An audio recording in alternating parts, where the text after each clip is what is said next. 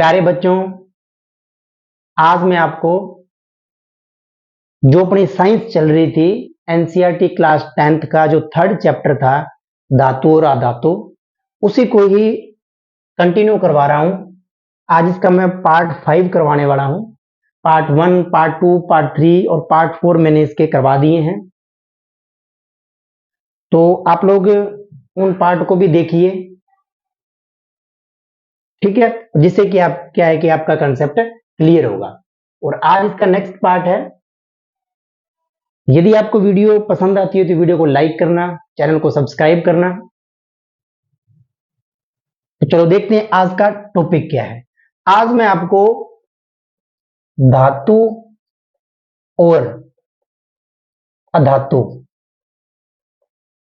किस प्रकार क्रिया करते हैं, किस प्रकार क्रिया करते हैं वो बताने वाला हूं, ठीक है। धातु और अधातु किस प्रकार रिएक्शन करते हैं इसको अपने देखते हैं, ठीक है। आज मैं आपको धातुओं का इलेक्ट्रॉनिक विन्यास किस प्रकार बनता है, इनकी संयोजकता क्या है, वो पूरा मैं डिटेल में बताने वाला हूं। तो आप वीडियो को अंत तक देखना, जिससे क्या है कि आपको कंसेप्ट समझ में आ जाएगा। तो आज मैं आपको जो धातु हैं अपने पास 1 से लेकर 20 तक, 1 से 20 तक जो धातु अधातु हैं, जो तत्व हैं अपने, इनके बारे में चर्चा करूंगा।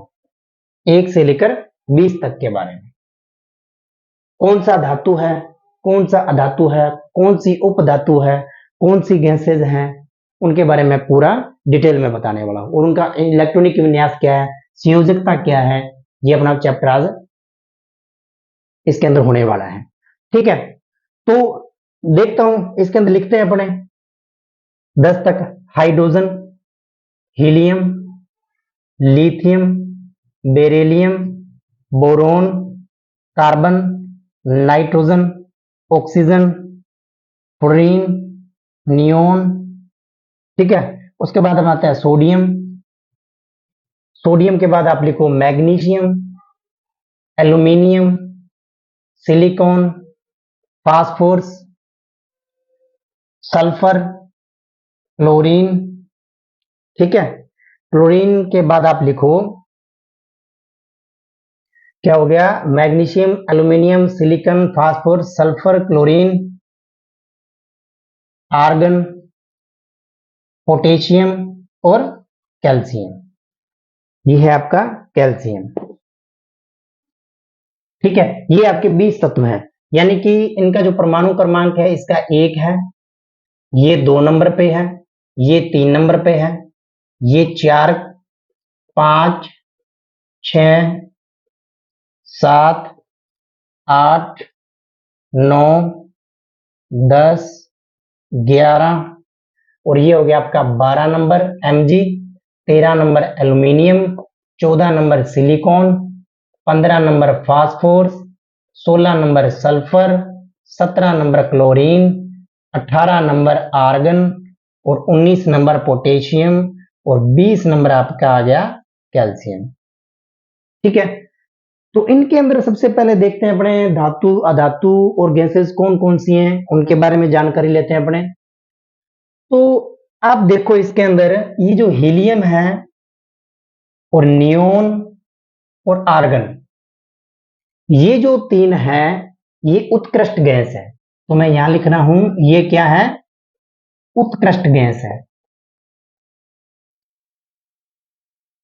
क्या है, उत्कृष्ट गैस। कौन सी, हीलियम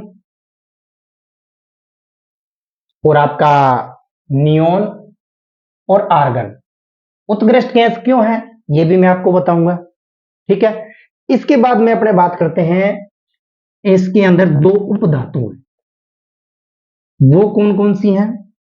एक तो आपके आगे बोरॉन और एक आपके आगे सिलिकॉन। ये क्या है, बोरॉन और सिलिकॉन, ये दोनों आपके उपधातु हैं। अब बात करते हैं अपने धातु की, बात करते हैं इनमें से धातु कौन कौन सी हैं। धातु के लिए आपको ये देखना है कि इसमें एक लिथियम है, बेरिलियम है, लिथियम, बेरिलियम, और इसमें है सोडियम। 3 नंबर में है सोडियम। सोडियम के बाद में मैग्नीशियम, मैग्नीशियम, एल्यूमिनियम, एल्यूमिनियम के बाद में आपकी आ गई पोटेशियम और कैल्शियम। एक आ गई पोटेशियम और एक आ गई कैल्शियम।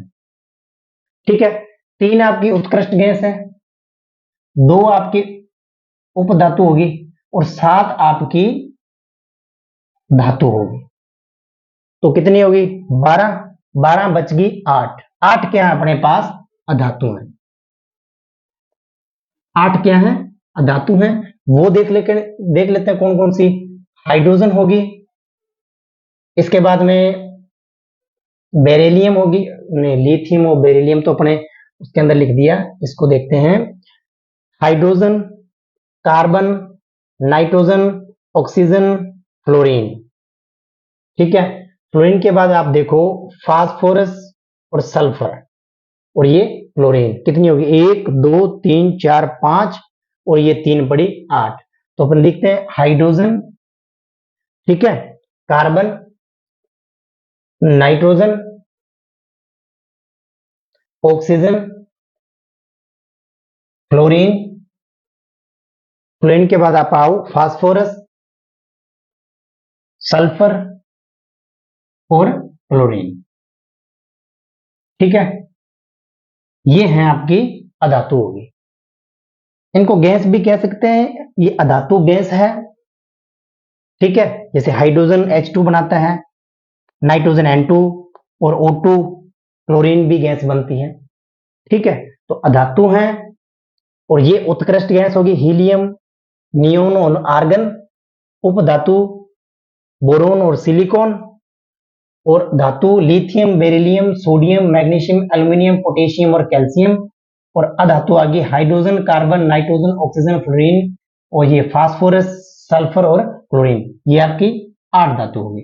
तो टोटल मिला के आपकी 20 है, और 20 तक की याद अपने को करनी है। ठीक है, तो ये मैंने आपको धातु, अधातु और उपधातु के बारे में बता दिया।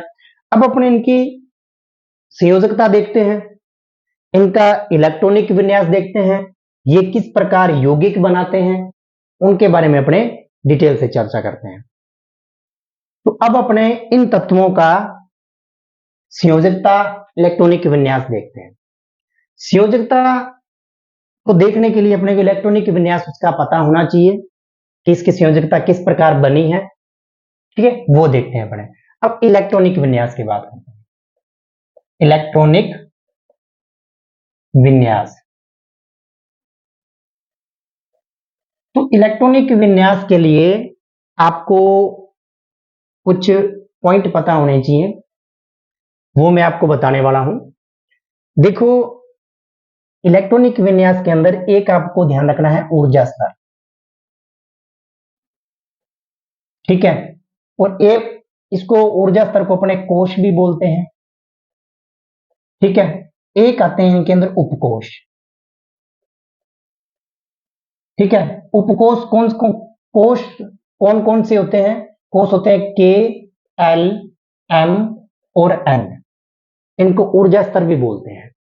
और उपकोष कौन से होते हैं? एस, पी, डी, एफ, इनके अंदर मौजूद होते हैं। ठीक है, तो अब अपने बात करते हैं पहले कोष की ऊर्जा स्तर। ठीक है, तो के जो ऊर्जा स्तर है, इसके अंदर ये के कितने 1 नंबर पर है, तो इसके अंदर कितने इलेक्ट्रॉन भरे जाएंगे? के के अंदर कितने इलेक्ट्रॉन भरे जाएंगे? इसके अंदर आपको ध्यान रखना है, के अंदर ऊर्जा स्तर जो 1 है, उसके अंदर 2 इलेक्ट्रॉन भरे जाएंगे। 2 इलेक्ट्रॉन भरे जाएंगे, ये बात एक आपको ध्यान रखनी है। और दूसरा एल है, ये 2 नंबर पे है। ठीक है, ऊर्जा स्तर, तो इसके अंदर कितने इलेक्ट्रॉन भरे जाएंगे? 8 इलेक्ट्रॉन भरे जाएंगे। और तीसरा है एम, जो 3 नंबर पे है, इसके अंदर 18 इलेक्ट्रॉन भरे जाएंगे। और जो एन है, ये 4 नंबर पे है, इसके अंदर 32 इलेक्ट्रॉन भरे जाएंगे। अब किसी कोष के अंदर कितने इलेक्ट्रॉन भरे जाएंगे, उसके अंदर एक आपको फॉर्मूला ध्यान रखना है कि 2 इक्वल्स टू एन की स्क्वायर, और यहाँ पे एन क्या है, 1 2 3 और 4, ये चीज ध्यान रखना। 1 2 3 और 4 ये के लिए होगा, ये एल के लिए होगा, और ये एम के लिए होगा, और ये एन के लिए होगा। उसी प्रकार मैंने निकाला, इधर देखो, के इक्वल्स टू 1, तो 1 मैंने यहां पुट कर दिया, तो 1 की स्क्वायर 1, तो 2 से मल्टीप्लाई करते ही 2 आ गया। अब एल की वैल्यू 2 रखी, एल की वैल्यू 2, तो ये क्या हो गया, 2 की स्क्वायर 4, 4 को 2 से मल्टीप्लाई करते ही अपने पास 8 आ गया। और एम के लिए क्या है, 3 है, तो 3 की स्क्वायर 9, 9 को 2 से मल्टीप्लाई किया तो 18 आ गया। एन के लिए क्या रखा मैंने, 4, अब 4 की स्क्वायर 16, 16 गुना 32। तो ये इनका भरने का तरीका, कितने भरे जाएंगे और किस हिसाब से अपने इसको निकाल सकते हैं। अब बात करते हैं अपने उपकोष की। उपकोष है अपने पास एस, पी, डी और एफ। एस के अंदर कितने इलेक्ट्रॉन आएंगे, 2, पी के अंदर कितने आएंगे, 6, डी के अंदर कितने आएंगे, 10, और एफ के अंदर कितने आते हैं, 14 इलेक्ट्रॉन भरे जाते हैं। ठीक है भाई, तो इनको लिखा कैसे जाता है, जैसे भरते हैं अपने इलेक्ट्रॉन, तो इसको भरने के लिए अपने को इस प्रकार बॉक्स बनाया जाता है। तो सबसे पहले इस तरह इलेक्ट्रॉन भरा जाता है, फिर इसके अंदर इस तरह इलेक्ट्रॉन भरा जाता है। और पी के अंदर 3 बॉक्स होंगे, पहले ऐसे भरा जाए, इसको एक सिंगल एरो होगा आधा, ऐसे 1 2 3, फिर वापस से यहीं से स्टार्ट करें, 1 4 5 और ये 6। इसी प्रकार डी के लिए आपके पास 5 बॉक्स बनेंगे, और एफ के लिए 14 बॉक्स बनेंगे। तो इसको भरने के लिए अपने को क्या करना पड़ेगा, पहले सिंगल सिंगल भरना पड़ेगा, 1 2 3, फिर यहीं से 4 5 और 6। इस प्रकार अपने इलेक्ट्रॉन इन एस पी डी एफ उपकोष के अंदर भरेंगे अपने। तो अपने अब देखते हैं इलेक्ट्रॉनिक विन्यास कैसे लिखेंगे अपने, वो देख लेते हैं। इसके लिए एक मैं आपको सारणी बता रहा हूं कि जैसे 1s 2s 2p 3s 3p 3d 4s 4p 4d और 4f, इसी प्रकार का 5s और 5p 5d और 5f और 6s 6p 6d, इस प्रकार चलेगा। तो अपने को इतना ही बहुत है एक बार, क्योंकि अपने 20 तक कर रहे हैं। तो ये आपकी ऊर्जा स्तर है, 1 ऊर्जा स्तर, 2 ऊर्जा स्तर, 3 ऊर्जा स्तर, 4 ऊर्जा स्तर और 5 ऊर्जा स्तर। ठीक है, आगे भी ऊर्जा स्तर होते हैं, लेकिन अपने मुख्य रूप से कितने ऊर्जा स्तर याद रखने अपने को, के, एल, एम और एन, इनको विशेषकर अपने को ध्यान रखना है। तो मैंने आपको बताया था के अंदर कितने भरे जाएंगे, देखो 1s2 2 भरे जाते हैं, और एल के अंदर कितने भरे जाते हैं, पी में 6 भरे जाएंगे, एस में 2 भरे जाएंगे, टोटल कितने हो गए 8, एम में कितने भरे जाएंगे, देखो डी के अंदर 10 और ये 8 ये हो गए, तो 18 हो गए, और एन के अंदर 32 भरे जाएंगे, क्योंकि एफ के अंदर 14 और यहाँ 18, 14 और 18 कितने होते हैं, 32 होते हैं। तो इसके अंदर अपने एन के अंदर 32 भरे जाते हैं। तो अब इनको भरने का तरीका क्या है इलेक्ट्रॉनिक विन्यास को, सबसे पहले अपने क्या करना है, ये देखो, सबसे पहले अपने को यहां से स्टार्ट करना है इस तरह से। सबसे पहले 1s2 क्या हो गया, 1s2, उसके बाद में यहीं से फिर वापस से स्टार्ट करेंगे 2s2, फिर अपने को इधर से स्टार्ट करना है 2p, ये आ गया 2p6, और फिर आ गया ये 3s2, फिर यहाँ वापस से यहीं से स्टार्ट करें 3p6 और 4s2, ये हो गया 4s2। इस प्रकार अपने को इलेक्ट्रॉन भरने हैं। इसके बाद में क्या था 3d 10, 4p6 और 5s2, ये 5s2। तो ये इसका सीक्वेंस बनता है भरने का। तो ये भी आप ध्यान रखना, इसको भी आप ध्यान रख लेना कि किस प्रकार अपने को भरना है। ठीक है, तो मैं अब इन जो तत्व अपने को दे रखे हैं 1 से लेकर 20 तक, तो इनको अपने बनाते हैं इसका इलेक्ट्रॉनिक विन्यास एक एक करके। तो सबसे पहले अपने को पता हाइड्रोजन इसका परमाणु क्रमांक कितना होता है, इसका 1 होता है, इसका 2 होता है और इसका 3 होता है। ये 4 नंबर पे है, ये 5 नंबर पे है, 6 नंबर पे, 7 नंबर पे, 8 नंबर पे, 9 नंबर पे और ये 10 नंबर पे, ये 11 नंबर है। ठीक है, ये 12 नंबर है और ये 13, ये 14, 15, 16, 17 और 18, 19 और ये 20। चलो देखते हैं इसका इलेक्ट्रॉनिक विन्यास। सबसे पहले हाइड्रोजन का इलेक्ट्रॉनिक विन्यास। तो हाइड्रोजन का परमाणु क्रमांक कितना है, 1 है, तो अपने इसके अंदर 1 इलेक्ट्रॉन भरेंगे। तो यहां से स्टार्ट करते हैं, 1s1 क्या है, 1s1 हो गया। इसके अंदर हीलियम के अंदर 2 इलेक्ट्रॉन है तो 1s2, तो ये आ गया 1s2। 3 के लिए देखेंगे 1s2, सबसे पहले अपने लिखेंगे 1s2 और ये आ गया 2s, 2 भरे जाते हैं लेकिन अपने पास 1 इलेक्ट्रॉन बच गया तो 2s1 हो गया, तो ये हो गया 2s1। 4 नंबर का देखते हैं, 4 इलेक्ट्रॉन, 1s2, 2s2 हो गया कंप्लीट बेरिलियम के लिए। ठीक है, तो इसके बाद में 5 नंबर का देखते हैं बोरोन के लिए, 1s2, 2s2, इसके बाद 2p1, 2p1 हो गया ये। ठीक है, 6 नंबर के लिए देखें, 1s2, 2s2, 2p2 हो गया ये, क्योंकि 6 पूरे हो गए। अब 7 के लिए 1s2, 2s2, 2p3 गिन लो, टोटल 7 हो गए, 4 और 3 7। 8 के लिए देखें 1s2, 2s2, 2p4 हो गया। 9 के लिए देखें 1s2, 2s2, 2p5। इसी प्रकार नियोन के लिए 1s2, 2s2, 2p6। और फिर आगे देखते हैं अपने 11 के लिए सोडियम के लिए 1s2, 2s2, 2p6। 2p6 के बाद में क्या आएगा, 3s1, 3s1। ठीक है, 10 यहां तक 10 हो गए और ये एक 11 हो गया।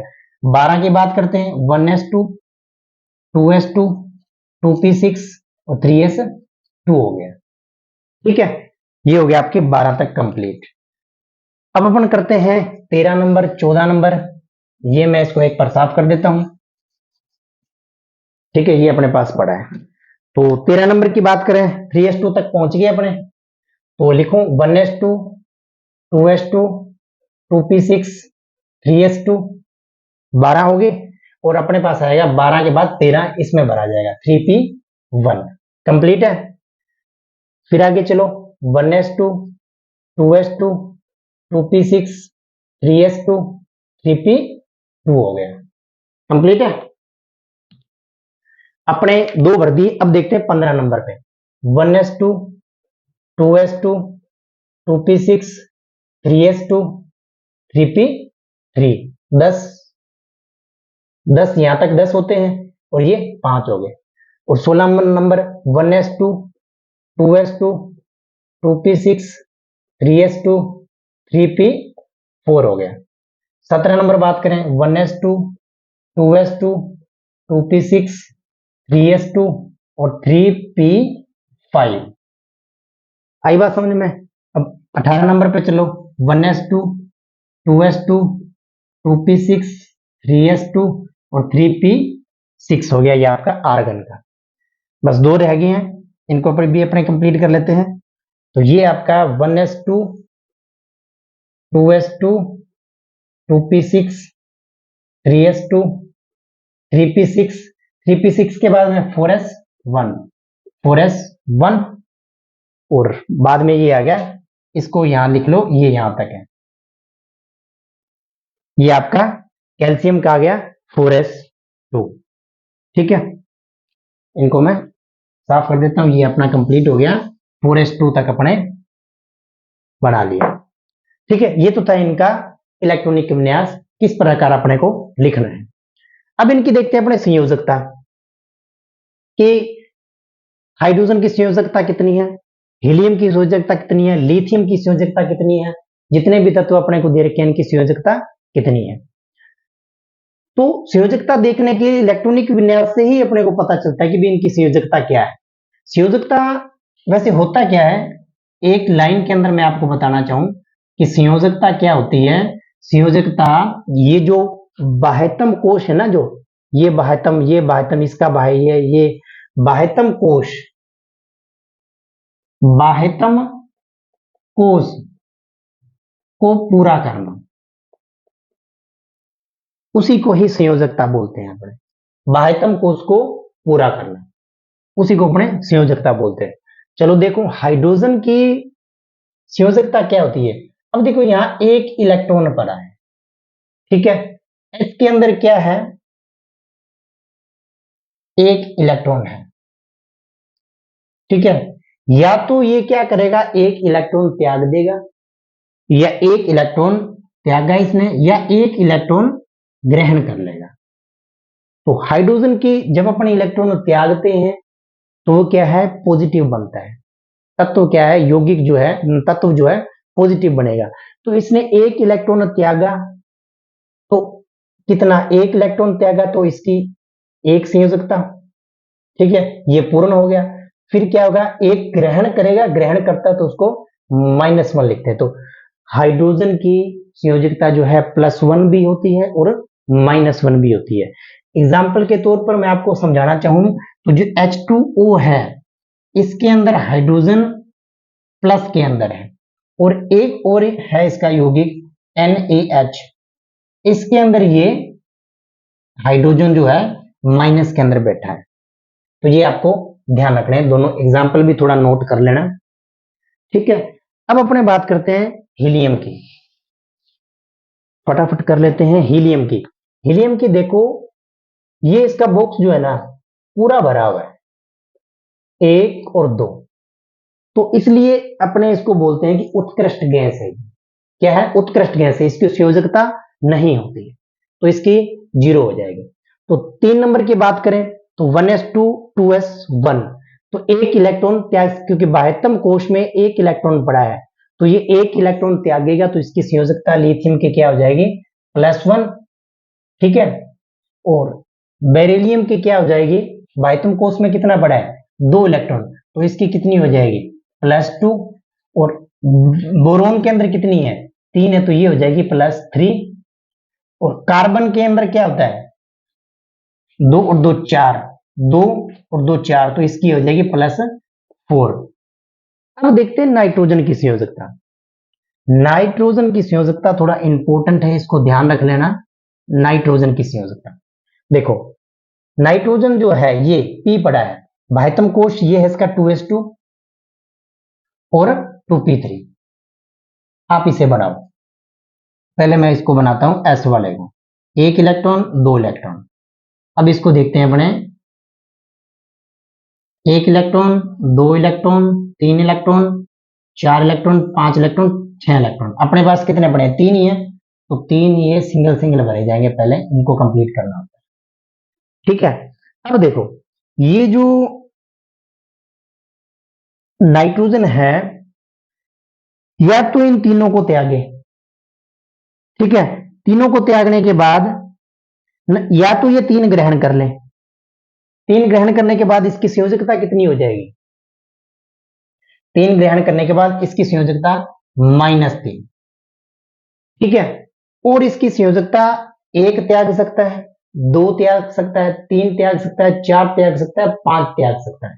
ठीक है, क्योंकि 5 पड़े हैं इसके पास बाह्यतम कोश में, तो ये इसकी संयोजकता ध्यान रखना, +1 भी होती है, +2 भी होती है, +3 भी होती है, +4 भी होती है, और +5 भी होती है। जी आप विशेषकर नाइट्रोजन के बारे में ध्यान रख लेना। 1 भी त्याग सकता है तो +1 हो गया, इसने एक और त्याग दिया, +2 एक और त्याग दिया, +3 इन दोनों को त्यागेगा तो +5 हो जाएगा। ये आप विशेषकर ध्यान रखना। इनके में क्या है कि जो नाइट्रोजन है ना, इसके थोड़ा एग्जांपल बता देता हूं कि कहाँ ये कौन सी संयोजकता दिखा रहा है। तो जैसे NH3 है, तो NH3 के अंदर जो N की संयोजकता है वो -3 है, सॉरी +3 है, -3 आ गई, ठीक है, -3 होगी। और एक है आपका N2, इसके अंदर आप देखो इसकी संयोजकता +1 है, ठीक है। और एक आपका आता है NO, इसके अंदर इसकी संयोजकता +2 होती है। और एक आता है N2O3, इसके अंदर इसकी संयोजकता +3 होती है, ऑक्साइड है ये, ठीक है। और एक आता है आपका NO2, NO2 के अंदर इसकी संयोजकता +4 होती है। NO2 के अंदर N की संयोजकता क्या होती है, +4 होती है। और एक इसके अंदर आता है आपका N2O5, इसके अंदर संयोजकता +5 की होती है। ये चीज आप ध्यान रख लेना, N2O5, ठीक है। N2O5 के अंदर इसकी +5 होती है। तो ये थोड़ा ध्यान रख लेना कि नाइट्रोजन के ऑक्साइड बनाता है, ठीक है, तो उनके अंदर क्या क्या संयोजकता शो करता है, तो ये मैंने आपको नाइट्रोजन की बता दी है। इसी प्रकार नाइट्रोजन की कितनी होगी, -3, +1, +2, +3, +4 और +5। तो बात करते हैं ऑक्सीजन की। ऑक्सीजन की क्या होती है, -2 होती है, क्योंकि इसको ये P4 पड़ा है, तो इसको कोष पूरा करने के लिए 2 इलेक्ट्रॉन और चाहिए, तो 2 इलेक्ट्रॉन आएंगे तो क्या हो जाएगा, -2 हो जाएगा। और फास्फोरस के लिए क्या है, 1 इलेक्ट्रॉन चाहिए, तो इसके लिए क्या हो जाएगा, क्योंकि संयोजकता में कोष को पूरा करने के लिए यानी कि P6 बनाने के लिए अपने को क्या करना पड़ेगा, 1 इलेक्ट्रॉन लेना पड़ेगा, तो -1 हो जाएगी। तो नियोन क्या है, ये उत्कृष्ट गैस है, ये पूरा भरा हुआ है, इसका बायतम कोष पूरा भरा हुआ है, क्योंकि P के अंदर 6 इलेक्ट्रॉन ही भरे जाते हैं, तो 6 इलेक्ट्रॉन ये भरे हुए हैं, तो ये क्या है कि उत्कृष्ट गैस होगी। तो सोडियम के लिए क्या है, बायतम कोष में 1 इलेक्ट्रॉन पड़ा है, 1 इलेक्ट्रॉन त्यागेगा तो ये बन गया +1। और मैग्नीशियम के अंदर बायतम कोष में 2 इलेक्ट्रॉन पड़े हैं, तो ये 2 त्याग सकता है, ठीक है। और इसी प्रकार आपका एल्यूमिनियम है, इसी प्रकार क्या है, एल्यूमिनियम है, एल्यूमिनियम P1 है। तो एल्यूमिनियम के लिए देखो आप कि बाह्यतम कोष में +3 AlCl3, तो ये यहाँ पे +2 तक पहुंचे थे। अब ये बाह्यतम कोष में इसके कितने हैं, 3 है, तो इसकी संयोजकता +3 हो जाएगी, ठीक है। आई बात समझ में। तो सिलिकॉन के लिए +4 हो जाएगी, बाह्यतम कोष में 4 इलेक्ट्रॉन है। और ये फास्फोरस के लिए कितना है, फास्फोरस के आप देखो कि ये 3 है, या तो 3 इलेक्ट्रॉन ग्रहण कर सकता है, क्या है, 3 इलेक्ट्रॉन ग्रहण कर सकता है, तो -3 आ जाएगी, या 3 त्याग सकता है तो +3 आ जाएगी, या पांचों के पांचों त्याग दी तो क्या आ जाएगी, +5 हो जाएगी। तो फास्फोरस के लिए आप विशेषकर ध्यान रख लेना कि इसकी संयोजकता -3, +3 और +5 होती है। अब बात करते हैं अपने सल्फर की। सल्फर के लिए ध्यान रखना है कि 2 इलेक्ट्रॉन क्या कर सकता है, ग्रहण कर सकता है। 2 इलेक्ट्रॉन या तो ग्रहण करेगा, क्योंकि 6 बनाने के लिए 2 इलेक्ट्रॉन ग्रहण करेगा, 2 इलेक्ट्रॉन ग्रहण कर लिए, या फिर 4 त्याग देगा +4, या 6 त्याग देगा तो +6 बन जाएगी। जैसे इसका एग्जांपल है SF6, क्या है SF6, तो यहां पे ये जो है आपका S की जो है +6 के रूप में बैठा है, ठीक है। अब क्लोरीन की बात करते हैं। क्लोरीन यहाँ पे बाह्यतम कोष में इधर इसको कंप्लीट करने के लिए 6 कितना इलेक्ट्रॉन चाहिए, 1 इलेक्ट्रॉन चाहिए, तो 1 इलेक्ट्रॉन इसकी -1 हो जाएगी। अब ये आर्गन देखो, ये कंप्लीट हुआ पड़ा है, आर्गन क्या है, इसकी 0 होती है संयोजकता, और ये उत्कृष्ट गैस है। अब आप इस चले पड़े पोटेशियम की। पोटेशियम के क्या है संयोजकता, 1 त्याग सकता है, तो ये क्या आ गया, +1 हो गया। कैल्शियम की क्या आ गई, +2 आ गई। तो इस प्रकार ये इनकी संयोजकता को निकाला जाता है, ठीक है। आप लोग ये जो है नाइट्रोजन का विशेषकर ध्यान रखना, फास्फोरस का विशेषकर ध्यान रख लेना, और ये आपके पास सल्फर है इसका विशेषकर आप ध्यान रख लेना भी इनकी संयोजकता क्या है। ठीक है, तो ये थी इनका इलेक्ट्रॉनिक विन्यास और इनका जो संयोजकता है उसके बारे में। अब देखते हैं कि ये जो यौगिक है धातु और अधातु क्रिया किस प्रकार करते हैं। ठीक है, और इनके मध्य जो यौगिक बनता है वो कौन सा बनता है, ठीक है, उसे अपने डिटेल से समझते हैं।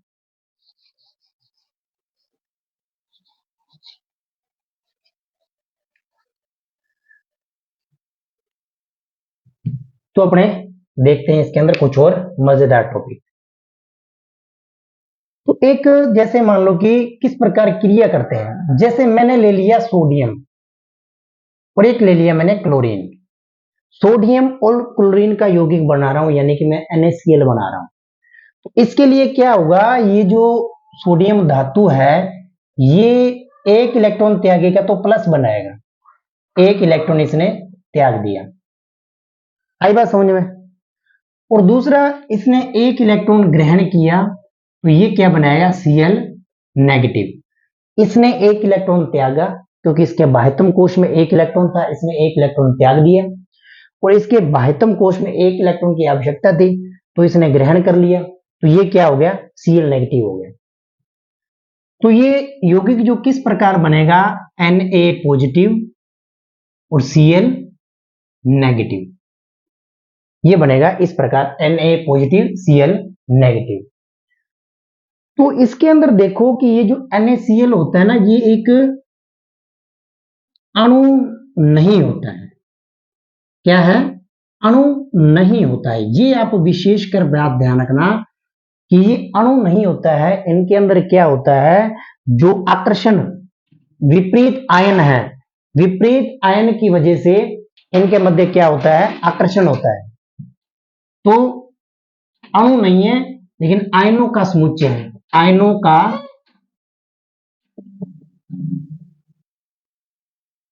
समुच्चय है, अणु नहीं है, आयनों का समुच्चय है। कैसे, अब ये जो NaCl है, Na पॉजिटिव पड़ा है, Cl नेगेटिव पड़ा है, तो ये क्या है, आकर्षण कौन सा है, स्थिर विद्युत आकर्षण, स्थिर विद्युत आकर्षण बल द्वारा मजबूती से जुड़े होते हैं, मजबूती से जुड़े होते हैं। ये क्या कि जो Na पॉजिटिव हो गया है, Cl नेगेटिव हो गया, ये इनके आयन हो गए। तो आयन की वजह से ये क्या है कि स्थिर विद्युत आकर्षण बल द्वारा मजबूती से जुड़े होते हैं। तो इनको अपने अणु नहीं कहते हैं, ये आयनों का एक समुच्चय होता है, इसलिए इनको अपने आयनिक यौगिक भी बोलते हैं। क्या बोलते हैं, आयनिक यौगिक भी बोलते हैं, आयनिक यौगिक भी बोलते हैं अपने। ठीक है, तो ये तो था किस प्रकार क्रिया करते हैं, अणु नहीं होता है इनका। ठीक है, ये क्या कि आयनों का एक समुच्चय होता है, आयनों का समुच्चय होता है, और ये स्थिर विद्युत आकर्षण बल द्वारा जुड़े हुए होते हैं। ठीक है, ये जो आयनिक यौगिक है यहां से क्वेश्चन प्रीवियस ईयर के अंदर आया हुआ है, तो इसको आप ध्यान रखना, मोस्ट इंपोर्टेंट। ये क्या है, मोस्ट इंपोर्टेंट। तो आयनिक यौगिक क्या होता है, आयनिक यौगिक, ये डेफिनेशन पूछी हुई है आयनिक यौगिक की, धातु का अधातु में इलेक्ट्रॉन के स्थानांतरण से बने यौगिक,